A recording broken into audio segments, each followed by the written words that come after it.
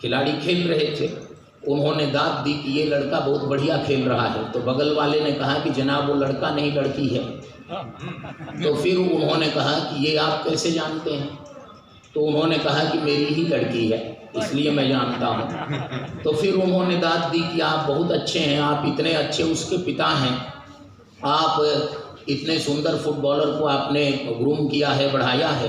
तो उसने कहा कि फिर आप गलती कर रहे हैं, मैं उसका पिता नहीं, मैं उसकी माँ हूँ।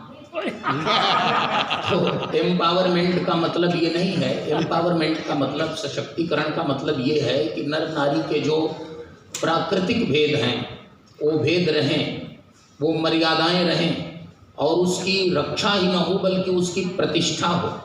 इसलिए स्मृतिकार का वचन है पूज्यन्ते यत्र नार्यस्तु रमन्ते तत्र देवता। तो इसलिए स्त्री शक्ति बढ़े, स्त्रीत्व बढ़े, वही मातृत्व है। मातृ शरीर में जो देवियां हैं उनका सौभाग्य बढ़े, उनकी सुरक्षा बढ़े। मैंने आज दिन के सत्र में यहाँ निवेदन किया, कितनी नारकीय स्थिति है पाकिस्तान में, विशेषकर सिंध में, बांग्लादेश में। छोटी छोटी हिंदू बच्चियों का, नाबालिग बच्चियों का अपहरण हो रहा है, जबरन निकाह हो रहा है, धर्मांतरण हो रहा है। और ये केवल पाकिस्तान की घटना होती तो थोड़ी देर के लिए हम उस पर रो सकते थे, ये हिंदुस्तान में भी होता है। जहाँ जहाँ उनके पॉकेट्स हैं वहाँ हमारे हिंदू बेटियों का रहना मुश्किल हो गया है।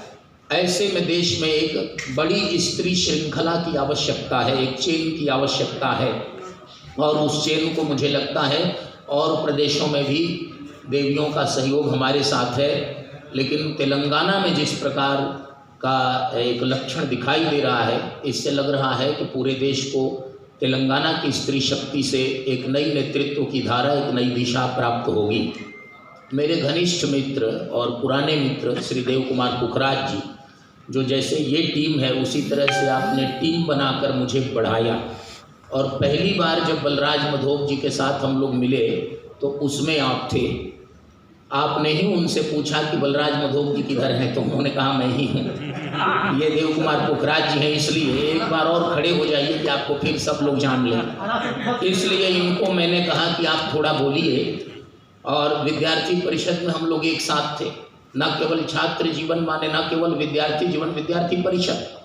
और इनके जिम्मे जितने मंच आए, मेरे जिम्मे तो यही ले देकर है, लेकिन इनके जिम्मे जितने मंच आए उन सभी मंचों पर इन्होंने मुझे बुलवाया, आज भी बुलवाते हैं।